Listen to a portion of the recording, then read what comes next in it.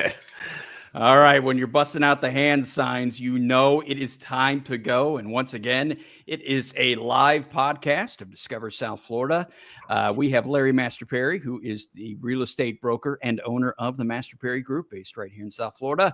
I'm Welcome John back. Laws, part of Discover South Florida. Hey, it's good to be back. Or did you mean everybody else that was watching? I'm welcoming everyone. Okay. Here I was. You're always here. Special.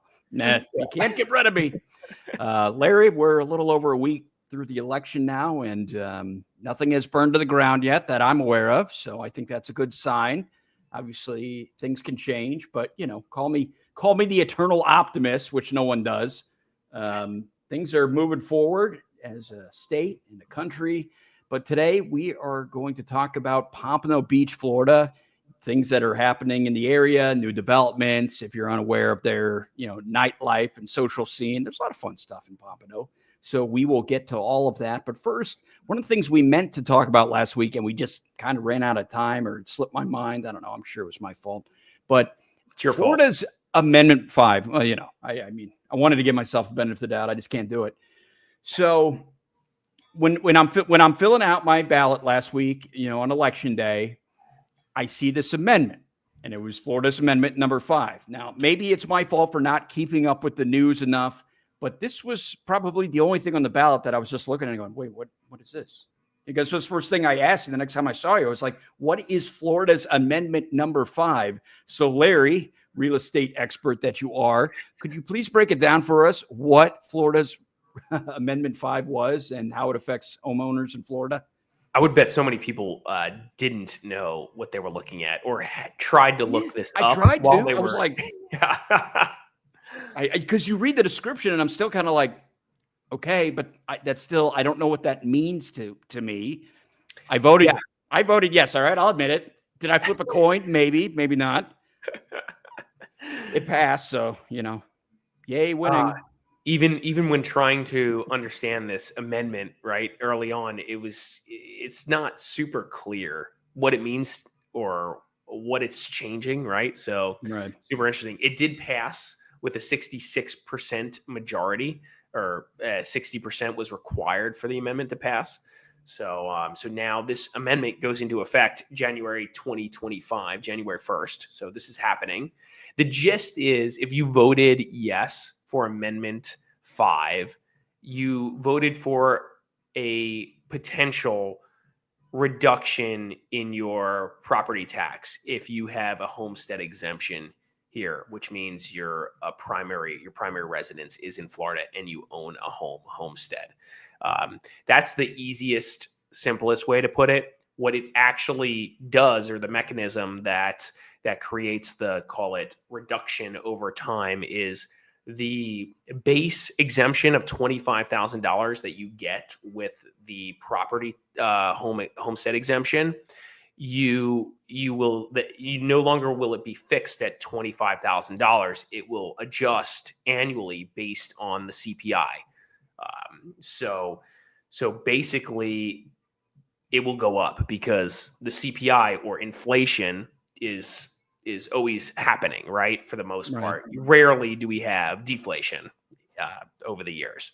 So for the most part, for example, this year, if inflation was on average for the year 2%, it's going to be $25,000 plus 2% is your exemption.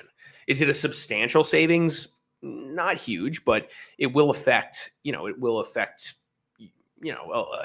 state and the cities and everything that's collecting income, for sure.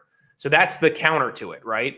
We're basically saying we're going to give the cities less revenue from property tax. So people claim. Is it good? I mean, should we be happy about this? Let's just kind of cut right to it. Was that good in your professional opinion? I think it's fine. It's fine. Okay. It is the outcome. I think it's minor. I think, it's, yes, they say how much money did they claim the state was going to lose? I don't know if I have it here, but they claimed this, cities were going to lose a large, $22.8 million in 2025 because of this. And obviously they collect a lot more than $22.8 million. So it's going to be a small percentage a hit to the cities. And this was the government's way of trying to hedge against inflation from a tax perspective if you own real estate. So it feels like it's fair. Okay. Feels like it's fair. I was going to say, obviously, we're in a pretty conservative state overall. So anytime you have the opportunity to have less taxes, less government, et cetera, it would seem pretty natural for Florida to say, yeah, why not? And that's why it passed, right? That's what happened. Let's make it sure. Just everyone said, any important point that we're missing with this, if it's good, bad, whatever. Obviously, there were some local voting things on the ballot as well. We won't necessarily touch on those right now, but one of the things, which if you've been through Pompano Beach lately, I mean, there are plenty of new developments, which seems to be a common theme with a lot of the stuff that, when we talk about these cities. If we want to get right into it, I mean, Larry, as long as you're okay with that. Let's do it. There's Pompano a place Beach called the Pomp. The Pomp. Blowing up. Yeah. Pompano Beach has been blowing up. There's a lot of development, as you mentioned. A lot of big projects. I think one of the reasons why we're seeing a lot of development opportunity in Pompano is, one, the city's investing in the area quite a bit. They're actively making an effort. They're also developer friendly. And Pompano along the ocean historically has high height restrictions relative to some other cities in the area, possibly. And so I think developers can go pretty high there, or higher than some other areas on the beach. And so they have the opportunity to, build some very cool things. But there's been a lot of luxury stuff going on. But let's talk about the Pomp, as you were alluding to, and get into it. So I'm going to share with you. It's interesting as you pull up the map of the Pomp. What I find interesting about that is, you have that air park right there. So, I would figure if there was anywhere that might be a little more restricted with the airspace or whatever, for safety reasons, it might be that. I mean, I guess it's a little farther from there, in my mind, when you simplify all the places in a location, you just assume they're like right on top of each other. So, I take that back. Yeah, it's not as close as you might expect to the air park. I agree. But they have a lot going on over here, right? I mean, this is the location. It's just west of 95, just east of Power Line, south of Atlantic Boulevard. So pretty central Pompano location. Awesome. Good access to everything. And they're doing a lot. I think we talked about this, right? The Top Golf is right over there, right? That's right. With Harrah's and that whole development. Yeah, I was gonna say the last time that you had me over there shooting some drone stuff, it was still under construction. But that was what stood out to me. Now that you bring it up, was that there was a huge amount of land. It wasn't just what they were doing with Top Golf. You looked behind the casino and the old racetrack, and there was so much open land. I was like, 200. This is just look around. You're like, this is just sitting here, huh? Yeah, 223 acres. Of land to play with. It's one of South Florida's largest developments, believe it or not. In terms of square footage? In terms of, size, acreage size, which is pretty interesting. Which is, and they have retail and entertainment space is 1.3 million square feet. That is huge. Yeah, that's a lot. And then offices, 1.35 million square feet of Class A office and logistics space, which is just wild, right? Yeah. So there's a lot. This is a huge project. 25,000 square feet of food and beverage space, right? 2 hotels, 4,000 luxury residential units. This place is huge, and it's attached or a part of Harrah's Pompano Beach Casino. So they've been just basically building and developing little by little all around that area. As we mentioned, Top Golf is done. Harrah's is open for business, and they just keep adding to this location. So over time, I mean, this is just going to be nothing but action over here. Yeah. And what I find nice about this whole thing too is how they've already broken ground. It's actually happening. You know what I mean? Like so many of these projects that we've talked about, I mean, the city has approved it. the land is available and it's just sitting there. Like, because I'm always asking about that. I'm like, well, what's the holdup? Why are they not working on this yet? Yeah, when they start going in ground, when they get that construction loan, typically, things are gonna happen, and these guys are already, rocking and rolling. As we talked about, the Topgolf was the anchor, and then they started kind of building around it in parallel, and so there's so much happening. And it used to be that old racetrack right there, right? Yes, yeah. So they try to pay homage to that Pompano Park racetrack, which used to be located on the site, which is pretty cool. So it's cool. I'm surprised that it holds such sentimental value, maybe right. with people in the community, because I see it now. Granted, I've lived in a lot of places. I've seen other old racetracks that are no longer used, very much like that, and it's just kind of. And it's coming from a sports guy. I'm just kind of like, it looks like an eyesore to me. I'm sorry. I'm just saying. I mean, hey, it's your town. You do what you want with it. That's just my opinion. I'm pro build new cool stuff. So right. This is really it's cool. Like some things, with some of the projects that we've been talking about, like in West Palm Beach with Nora or whatever, is how they're taking, these old warehouses and turning them into things that I understand. But when you're just keeping something there for the sake of keeping it there, you gotta come on. I agree. I'm just saying. I agree. All right. So another name that, is obviously a very recognized brand, and I know they're opening up in at least a couple places in Palm Beach County and Broward County, is Ritz-Carlton, starting another residences. This one at 1380 South Ocean Boulevard. Just last month that they got approved for one as well, I believe, in West Palm Beach. So that's right. This on the Ritz. They're coming out. This is a Ritz-Carlton residence, which is pretty cool. So it's, they're selling condo units here, right? It's 32 stories, 117 residents, 13 to 4,800 square feet per unit. And that's on the beach tower. And then the marina side, which is pretty cool. So they dominate both sides of A1A, the intercoastal side and the ocean side, which is really unique. So this is going to be a pretty epic spot. And so the marina side has 14 stories, 88 residences, 900 square feet to 2,000 square feet units. They have a yacht club there where they're going to be able to park relatively large yachts in that marina, which is pretty cool. And then they obviously have all the awesome amenities, the wellness center, the relaxation terraces, all the stuff that comes with a super high-end development. And this was a $259 million construction loan, which is wild. And so this is underway, which is pretty cool. This one's happening. It's getting done. That's a lot of land. And you said from intercoastal to the ocean?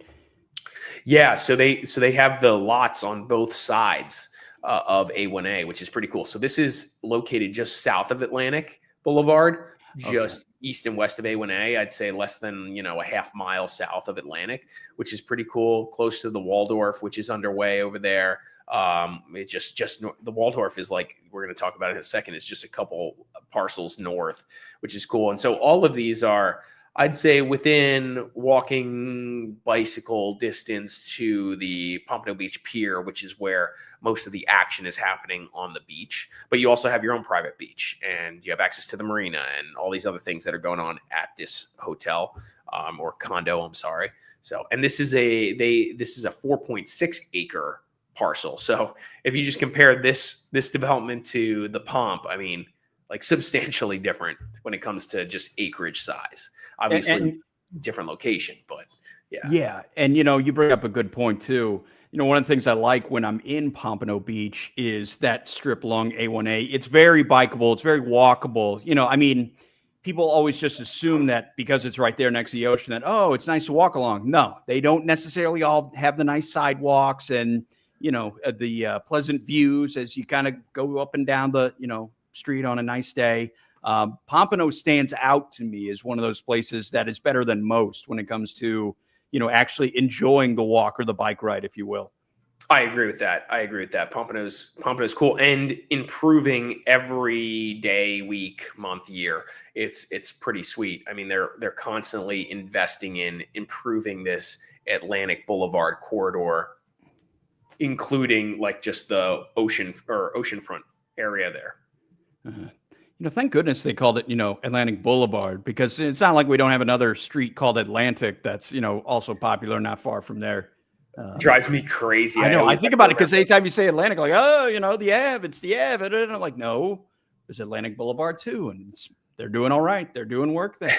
They're doing all right. So Atlantic Ave is Pompano Beach. Atlantic Ave not why are you confusing everybody? See, there you go. Atlantic Ave is Delray Beach. Atlantic Boulevard is Pompano Beach. Remember that, guys. So. And I think I can remember when I first came down here. Yeah, I think I was meeting somebody in the Ave, and I think I totally missed it. I was in West Palm Beach, and I think I totally missed it, and I kept going, and I got off Atlantic Boulevard. I was like, oh, hey, I'm right. Yeah, it wasn't the right place. Yeah, that's not super close if you missed, right? Oh, no, I missed by quite a bit. I was in my own little world, but that's one of the comments. The final comments on this project is, the units in there are selling between 1.3 million and 7 million. It's basically sold out or very close to being sold out, and the completion date is expected to be 2026 for this project. Right? That's not bad. I was going to say. I mean, I feel like a lot of these, just ask the Mandarin. Some of those projects can take a while. Sometimes they take a little while. Yeah. All right. So we also have, staying along Ocean Boulevard, going to north, you have Casamar Residences. This is another one that's not as nice as the Pomp, but it certainly on paper looks like it's got some interesting features to it as well. What have you seen with that? So Casamar's cool. And to comment on Casamar, the developer is Related, as you and I have discussed so much about recently in all the other communities, but Related Group is knocking out this one, and they've had a fair amount of success in Pompano, which is pretty neat. They've been building other condo buildings previously in this area, along with up and down. They love South Florida. Related Group loves South Florida.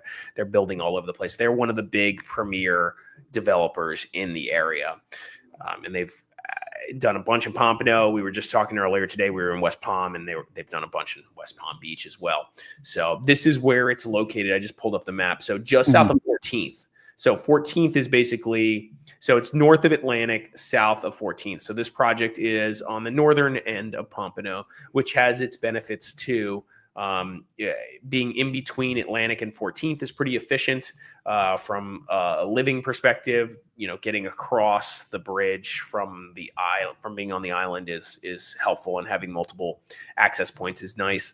And so, yeah, this project is just east of A1A as well, right on the sand, which is nice. Again, luxury condo building. They got a construction loan for 158 million to do this project. They broke ground in 2023. It's a 21-story building, 3.2 acres. So this is another awesome project. They're selling units that are sized between 1,700 and 4,000 square feet, 2 bedrooms, 4 bedrooms. There's a mix of floor plans in there, which is cool. And again, high-end luxury amenities, starting at 1.8 million and going up from there. And this should be completed next year, which is pretty cool. So now, you've hinted at it a couple times now, these huge construction loans that these development companies are getting. Normally, is it that easy for them to secure loans of that value? I mean, we're not talking about just, a couple of coins here or there. I mean, you're talking about hundreds of millions of dollars. Liquidity in this part of the world, this stratosphere that these big guys live in, has been opening up lately. So more liquidity is available now today than probably 6 months ago, a year ago, which is interesting. And even so, these guys are well versed at this. They know what they're doing. So these are big groups, and they have such a track. I know with Related, I know Steve Ross is probably good for it. But still, it just seems like you're putting down a lot of money for these projects, and nobody's batting 1,000. I mean, things happen, construction costs, things get delayed for any number of reasons, and so on. I just don't know enough about how that all works in that process, on how readily available those kinds of funds are. That's why it's hard to bet on a new guy in the area. Like a new guy probably isn't getting this kind of construction loan. You need to have some development experience, a track record in this space, which Related Group just has how many projects in the pipeline right now? A Right. ton. So, and from what I understand about getting debt in this world, that 158 million is not one lender showing up to give that debt. Usually it's multiple lenders trying to diversify their risk and giving parts of it, tranches, if you will. And some groups will take more risk than others and take different positions in the loan. So that's something at least that I've experienced or I've learned about recently. So yeah, that makes sense. Not putting all your eggs in one basket. Yeah, for sure. Next, one of these development projects is Salado Residences, and this one is on 305 Briney Avenue. Larry, what do you know about this one? This is another one. So you guys can see as we're talking about these, like there's so many that are happening, and we're not even going to touch on every project that has happened over the past year or two, and the ones that are also in the pipeline. There's more than what we're going to talk about tonight, and it's just nonstop. So the beachfront of Pompano is transforming, and Salado is U.S. Development is the developer. And this is located in a pretty sweet location right south of Atlantic Boulevard, which again is kind of the heart of the beach area. So if you like the action, Salado could be a cool place to stay because, I mean, you can walk down the beach very close, and here's where all the stuff is happening in downtown, or call it not downtown Pompano, the beachfront Pompano. It's all right here, right? So that's the cool part about Salado, frankly. And they took a $73 million construction loan from Maxim Capital. Yeah. They're just giving away these loans. I mean, all over the place. Tons of loans. And the interesting part of that is like when one lender does it and they've had such success, it just starts to compound here. And that's what we're experiencing in Pompano. These things are pre-selling. We didn't mention with Casamar. I mean, they're like basically done. Like they've sold almost everything. So it's just like, again, sold out. Where is all this money coming from to pay $2, $3, $4, $5, $6, $7 million for these condos on the ocean? It's wild. And so we talk a lot about the condo crisis, right, John? Like what's happening here. Some people aren't scared. Crashing. Well, these luxury condo buildings are exempt from that discussion. It seems like it's not even a thing. What's interesting about Pompano overall, when we're talking about all these high-end developments are mixed in with a bunch of old buildings. So like you might see Salado being built and it's brand new and people are paying $7 million. And then next door, or literally a block north or south, you'll see, $300,000-$400,000 condo units selling. So it's kind of this weird dichotomy over there where you have this very random mix of sale prices. But that's South Florida for you. I mean, overall, right? I mean, it's just, that's even with new luxury homes, when they're building luxury homes in downtown or on the ocean or close to the ocean. I mean, you can go across the street. There could be a $7 million, $10 million, $20 million home, and then walk a few more blocks and it's $1 million home, right? In the island area here, which is what we're looking at. So okay, you brought up an interesting point. You said the condo crisis doesn't seem to be affecting people who are buying into these luxury condos. You're starting to do more work with clients that are trying to move into these places. From what you've observed, what would you say the age group is for people buying that kind of stuff? Because I'd imagine it's not your typical retiree. Yeah, it is a range. It's a range. I'd say 40s, 50s, 60s is what I've noticed. When we're talking like $5 million transactions, $3 million transactions. Some younger, but mostly it's usually 40s and up. But it's not people you would see that you necessarily thought were retiring, to that spot. Maybe they're just buying to live there or invest in it. almost everybody, this is an interesting fact, I think, and I'm going to just make this could be made up, but I'm thinking Make it through sound right good, now. though. Yeah, it's going to sound great. Almost everybody that we transact with that is buying something that's, in that big price point, they own a business of some sort. They're looking for a homestead here or a secondary home. And so for the most part, it's business owners that are parking or bringing that big capital here. And that's been Florida's trend for a while, right? Money exiting certain other states and entering Florida. So, yeah. Okay. And it just continues to happen. I don't you can say, oh, the market's changing, things are slowing down. We're selling condos like this, and the money keeps coming.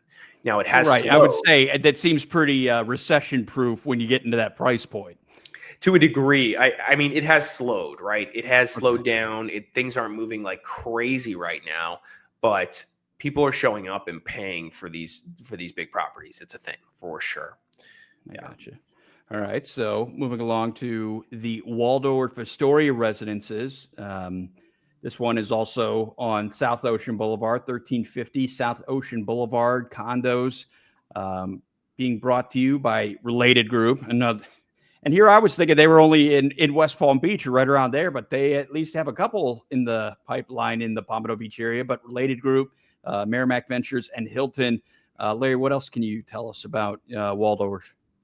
Yeah, Related Group is all over the place. And again, like you said, they have success and they knock it out. But let's share my screen here real quick. This is the location of the Waldorf. Our team was just there checking all this out a couple weeks ago.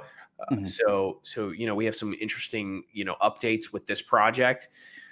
This project is going to be epic too. And as you pointed out, Related is all over this. They broke ground in 2023. 92 units in this project. So pretty cool. They have a multiple floor plans, 4 bedrooms, 3 bedrooms, 2 bedrooms. Pretty cool overall. Starting price $2.7 million, and this project is expected to be complete in 2027, which is a little ways off right now. Yeah. But they're already 55-ish plus or minus % sold, pre-sold. So more than 50% of these units are sold. And that's crazy because you got another 2 years before this project is finished. Now, Waldorf Astoria residences, this is going to be pretty neat. This is a little bit of a different take on Waldorf Astoria, right? Because it's normally a hotel. So the fact that they're doing residences is kind of neat, and they're adding, all the awesome amenities that come with the hotel package to the condos, and so that's what people are looking for here. Now, when you say, the percentage that are pre-sold, which is obviously, pretty impressive, how much does name recognition factor into that? For example, we just said that Hilton is one of the developers, Related Group.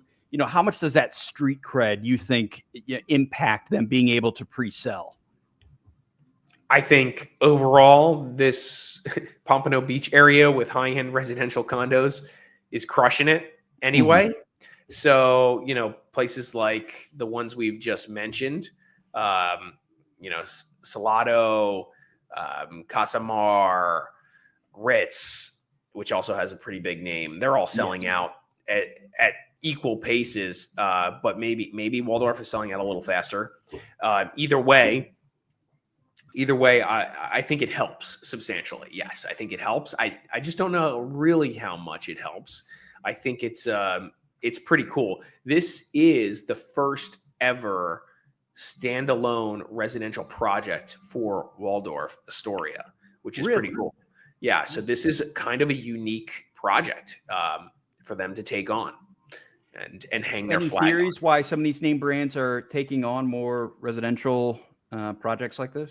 Well, I think you see it in Miami too, right? You see these big brands getting naming rights for towers, right? Porsche Tower, Like, why is Porsche have their name on a tower? And there's so many others. That's just a quick example, but you just look up Miami towers and you'll see like all these big name brands. Right. I was going to say, what is that, right off Lamborghini Lane or something? Right. Yeah. There's so many of them. This is another funny one that I found. I toured this. I did the virtual tour, which is epic, in Miami. 11, the nightclub. 11, the nightclub / strip club. It's they're building 3 towers, or their name is branded on the 11 residences, which is wild. So just like these guys are all doing this, and by the way, that is so Miami.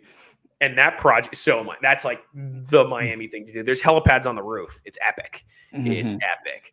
So you can imagine who's buying it. And then 11 will be relocating to the center one or whatever at the bottom or something.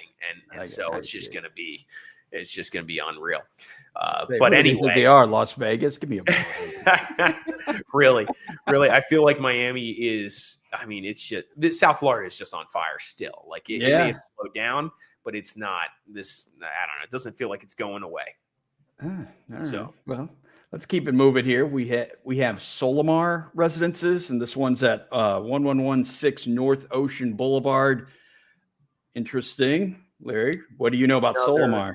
Another decent location, which is right here, just south of 14th.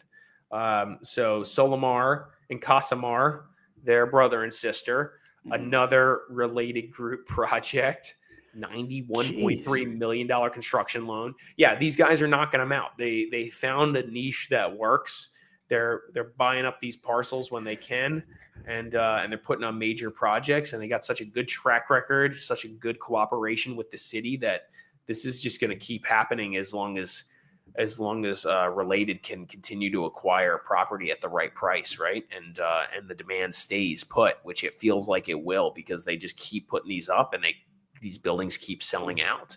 So this is a 2.9 acre project, 21 stories, 105 units on the ocean front, which is pretty sweet. And they have 4-ish floor plans ranging from 2,000 square feet to 4,200 square feet.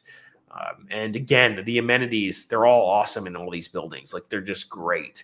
You can be picky about them and tour each one and figure out what you really prefer or don't prefer. But they all have the 24/7 valet parking. I would hope. Right? Like, all these when you're talking about that much money, my goodness.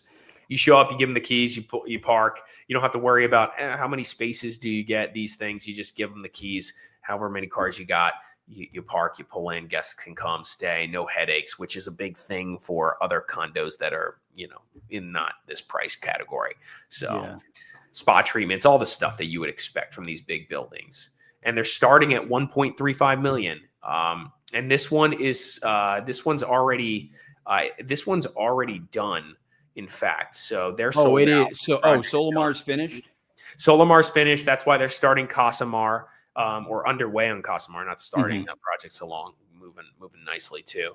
So, yeah. Okay. Wow. That's that's crazy. I guess I just haven't gone on A1A, enough when you go on the other side of Atlantic Boulevard. That's so some quick math for you. I don't know. I don't have it here what they paid for the dirt, but they paid, you saw the other properties pay like 20 million, 30 million for the dirt, some 15 million, somewhere in that space, and take loans.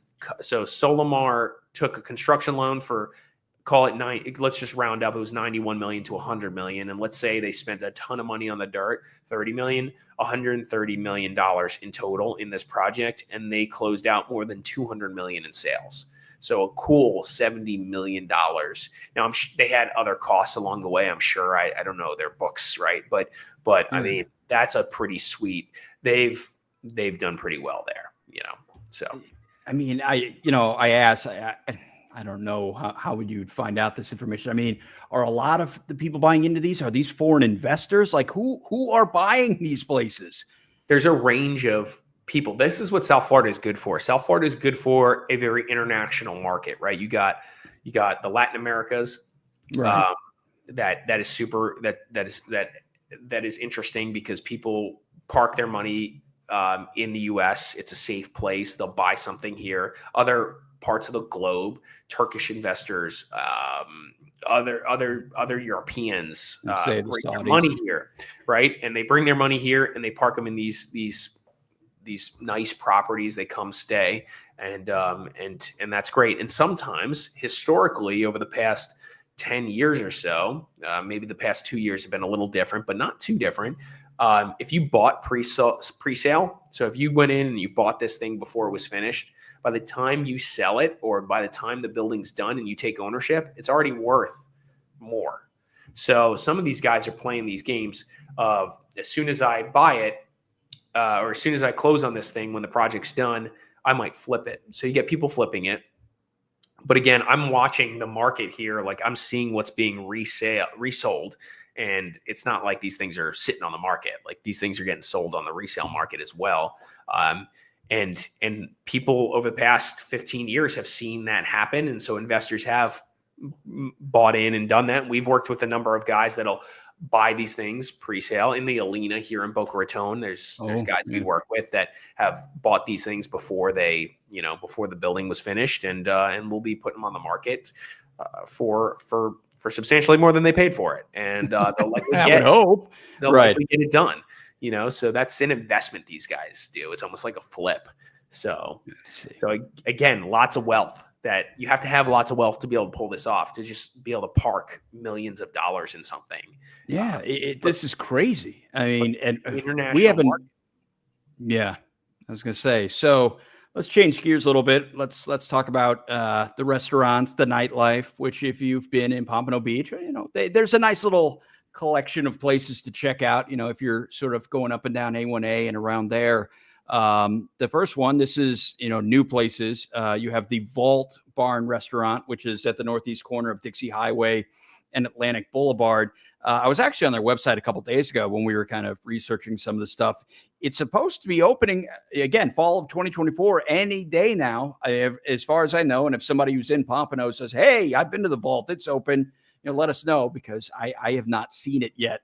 And to comment on the Vault, and we'll come full circle to real estate. I mean, there are massive projects that the CRA and the city are working on in that area or in and around that location right there. So the Vault is like, I'm sure they're probably renting this location, but long term, next 5-10 years, this whole little area is going to be the downtown of Pompano. So where the Vault is a pretty prime location long term, in my opinion. Right now, there's a few things going on, and that's what we're experiencing here in Pompano right now. There's some really great restaurants, and they're kind of like scattered around, right? Right. Yeah. So I want you to get out your crystal ball here.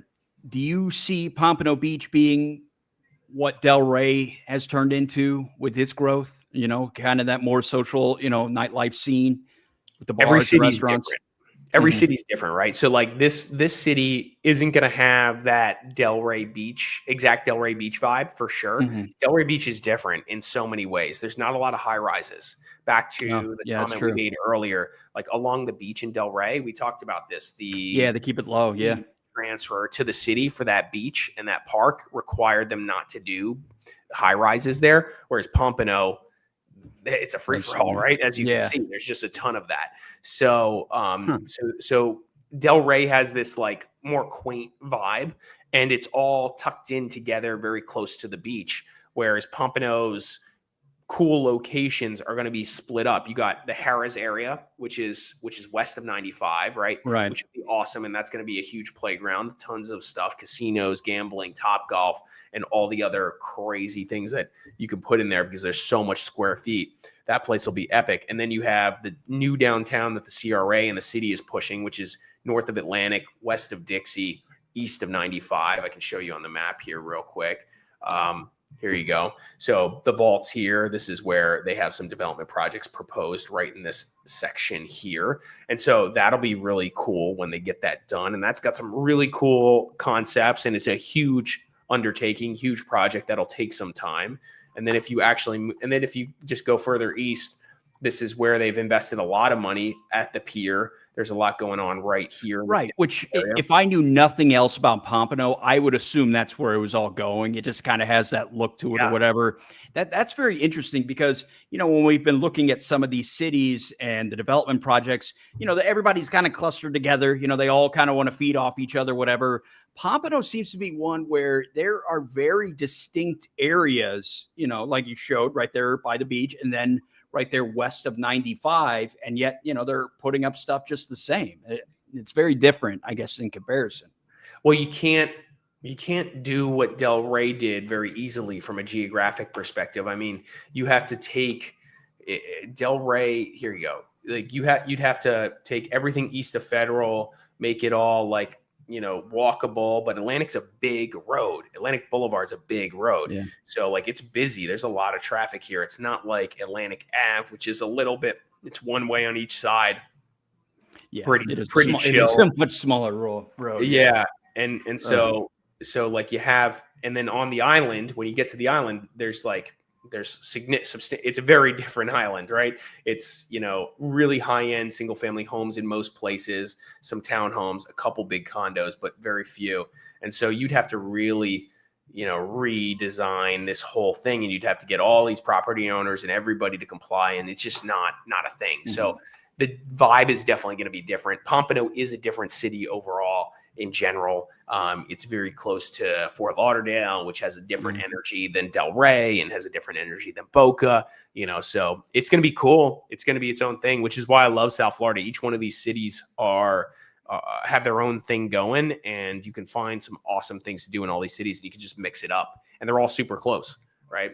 So, yeah. So, staying with new restaurants, we have Revelry, which is a speakeasy known for its unique decor and exciting atmosphere. I was actually looking up some information about this one as well, and I saw that they have a VHS library and board games and other things. It looks like a little time warp back to the 1990s. When it was things were good, Larry. The 90s were good times. Here's some photos. Get some drinks. Here you go. This is pretty cool. Yeah. So this is a pretty cool place. I'm actually going to go check this out. It looks like the set of Friends or something in the coffee house. Yeah, I'm definitely going to meet a customer here one of these days. Oh, look at this. This is my favorite. Pretzels. I'm in. They sold me. It's done. I'm there. It's happening. So, and that one's actually open. Yeah, that's awesome. Awesome. I guess open the past few months. It's off Federal Highway, just south of Atlantic Boulevard. As we keep it moving here, we also have the Peking Duck House, which is described as an experience of true Chinese flavors and classic dishes, but with a twist to the menu of unique Asian flair. It will also feature a full bar for customers to enjoy. So I guess if Chinese is your thing, well, they have certainly a nice little setup there at the Peking Duck House. This was one location, though, when I was looking at it, it was temporarily closed. What is it saying? You have it open right now. Open. It's open. Okay. We're back in business, baby. I was freaking out. That's great. That one is off. It's on Atlantic Boulevard, 1200 East Atlantic Boulevard. You almost said Atlantic Ave. Yeah. I know I did. That's what I'm saying. Gosh, I don't know who came first, but it's like people get confused. We have to find out who came first. I know, right? Yeah. As I say, if anybody who's watching, knows which came first, feel free to weigh in on the comments section. Now, if you're a steak lover like myself, you have Madison's New York Grill and Bar. That's according to their website, a classic steak and seafood menu. They also, I guess, they have another location in Boca Raton. I was just gonna say that. I was there the other day. And where is it in Boca? It's right here, just north of the Town Center Mall, just west of 95. Kind of in that section where there's other stuff like Seasons 52 and New York Prime. Right. So all in that strike zone. So yeah. Okay. So that one's coming soon to Pompano, and that's a pretty good spot. I like that. So. All right. Well, yes. If you're into steak, How You Brewing. I don't know how good it is, but I applaud the name. That is a full-service coffee house serving original and blends, flavored coffee and decaf, along with the usual coffee shop delights, bowls, sandwiches, wraps, and salads. That sounds really good. Find that at 3435 Pier Street. Larry, have Yeah. you been to How You Brewing? I haven't. I have been off caffeine for 2 Oh, years that's now. right. You're not a, I'm yeah, proud, good for you, man. proud to I'm say yeah. 2 years, because I'm crazy without caffeine. Give me caffeine. It makes me. Yeah, I don't, you know, at this point, I don't want to see you with caffeine. You don't want to see me like that, John. Yeah, you're good. You're good. Yeah. Yeah. So this is actually right off A1A, right by the pier. Like, oh, okay. I think I've been by. Yeah. right in the spot, the action. So yeah, that's a cool one. Okay. So also there, and when I've seen, the vibrant nightlife scene, I guess Brews Room closed, didn't it? Because I'm thinking of that little section right there, a little farther north. So you got a couple of live music venues. That's but Deerfield. Oh, I'm getting Deerfield. Yeah. But the Pompano Brews Right, Room guys. is the only one that's still open, is the word on the street. So if you guys are big Brews Room fans, the wings, the triple threat wings, the Pompano Beach Brews Room is just south of, I think it's Atlantic Boulevard on Federal. So that's like the one and only location that's still open. I have friends that just order takeout from Brews Room all the way up in Boca and must have their Brews Room, because Deerfield Beach Brews Room was like a big deal. It was right. That was totally the one I was thinking of. And they were around for a long time. So it's crazy to see how many restaurants have actually closed down over the past year or two. It's been tough. This is where the Brews Room is. I say luxury condos are going up, restaurants are going down. I don't know why they can't peacefully coexist. Yeah, it's hard. It's hard to run a restaurant business. That's what it is. Yeah, I don't wish that on anybody. Yeah. No, I just say it. I mean, I know people have owned them. It stresses me out just thinking about it. Absolutely. Which, of course, the Pompano Beach Amphitheater. Now, that's by the air park, if I recall, isn't it? Yes, we know our Pompano Beach well. I would say, no, I've been through there. Yeah, fly a drone there sometime. Right, it's a lot of fun. Yeah. This is pretty cool. It's a good location, and they do a lot there, which is neat. So. I got you. So you also have the Funky Biscuit, which I'm not familiar with. Do you know about the Funky Biscuit? So the Funky Biscuit had a location in Boca, or still has a location in Boca. I don't know where the Funky Biscuit is in Pompano. We're going to look this up right now. I don't have... There's a Funky Biscuit to be found. We will find it. That's interesting. The Funky Biscuit, I don't know if it's in Pompano. I know there's one in Boca. The Funky Biscuit has been around a long time. It's a pretty cool spot. It's like a dueling piano bar, which is kind of cool. Yeah, it's a little bar club. They have like a stage, or it used to be a piano bar. It definitely has live music, which is kind of neat. So okay, yeah. So if we start looking, I guess I don't know about is it Galupis or Galuppies? How do you? I apologize if I'm mispronouncing. Galupis. Make it sure. Oh God, I don't know if I'm right or wrong. Yeah, this one's in Pompano. This one's pretty cool. This is also, it's like by the golf course, right? By the okay. You and I have talked about this in the past. It's here, I'll show people. It's right here, right off Federal Highway, right by the golf course, right by the air park. So cool little restaurant. Yep. All right. Yeah. So okay. So, and of course, in addition to the restaurants, there's plenty of bars and lounges too. Briny Irish Pub. That's one I was thinking about. That's is that on A1A? That's all. Yeah, most of these are all on A1A, right where they did the redevelopment, right by basically the pier. So all three of these that we have on our top list here: the Beach House. Yeah, I know the Beach House. Pub. Yeah, that's a great location. The Beach House is super cool. Yeah. The beach, and then Pier 6 also pretty cool bar/spot. And there's like a tiki bar over there too. There's so many cool things in that little area. It's a good. You're not gonna you can go there and hang out at night and enjoy yourself for sure, but there's not like a real club scene, if you will. No. Yeah, that's like meet a friend for a drink kind of place. Totally. And if you want like nightlife, you're either probably going to like Fort Lauderdale, or you could go to the casino. Harris is like adding cool stuff all the time. So there's like new stuff there, and that's one of the spots we've already talked about. Right. Yeah, for sure. So, all right, so we've gotten through the restaurants and bars and lounges. There's also, of course, regular art walk events, which I feel like, every town moving up and down the coast has their own kind of art walk, if you will, kind of their own unique thing with local artists, galleries, food trucks, the jam. They're nice. If you ever, make your way out to them. It's kind of a fun Sunday afternoon activity for me anytime I ever gone to them. But the city of Pompano does some other cool they do stuff a lot too. of good stuff. I mean, their drone light shows that they do right there on the beach with the pier. They just did it. Yeah, no, Pompano's especially good at that kind of stuff. Yeah. Yeah, they have jazz fests, jazz. Yeah, I know you love your jazz. I actually do, believe it or not. I know. Oh, okay. I didn't know that. I didn't know that. Yeah. I know you're messing with me with that.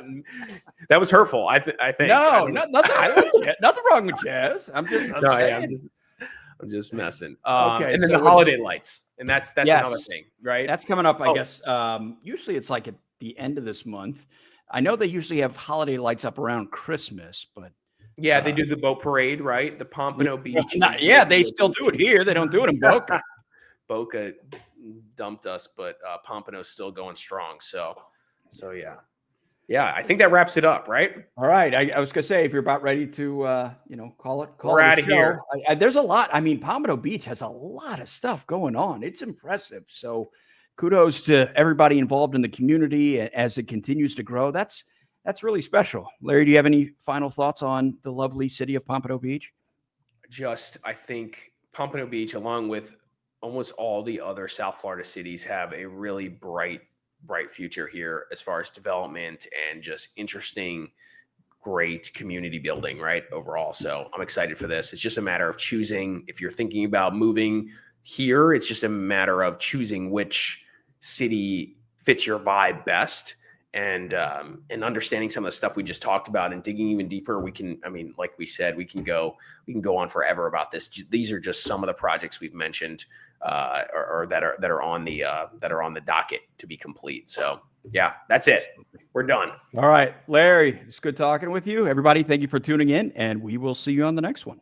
Yes.